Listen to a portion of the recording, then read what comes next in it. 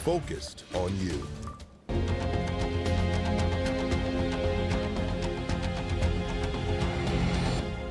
You are looking at video from outside a courthouse in Manhattan, New York. This is where just hours ago, crowds gathered to witness the historic moment when Donald Trump became the first former U.S. president to be arraigned on criminal charges. Thanks so much for being here. I'm Kay Quinn. And I'm Brent Solomon. Today, former President Donald Trump pleaded not guilty to 34 felony counts of falsifying business records. He's accused of signing off on hush money payments to adult film star Stormy Daniels back in 2016. The Secret Service escorting Mr. Trump to the New York courtroom where he surrendered and was arrested. The former president now headed back to Florida. But right after today's arraignment, we heard from Trump's attorney and the Manhattan District Attorney.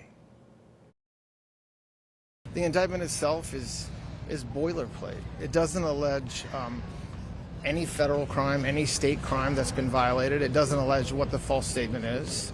And it's really disappointing. It's sad, and we're going to fight it. We're going to fight it hard. These are felony crimes in New York State, no matter who you are. We cannot and will not normalize serious criminal conduct. The defendant repeatedly made false statements on New York business records. He also caused others to make false statements. Right now, Trump supporters are continuing to protest his arraignment. You can see a large number of protesters gathered right there at the courthouse. New York police increasing security measures there in anticipation of protests.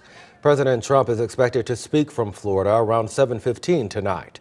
If Mr. Trump is convicted, it would not prevent him from running or even winning the presidency next year. Our coverage of this developing story continues with 5 on Your Side's Justina Coronel. She sat down with 5 on Your Side political analyst Anita Mannion about how voters may react to these charges. Justina, what can you tell us? Yeah, Kay. So Anita Mannion says there are strong emotions on both sides, those who support the indictment and those who are against it. Now, we saw that today in New York City as protesters rallied and made their stance known as they waited for Donald Trump.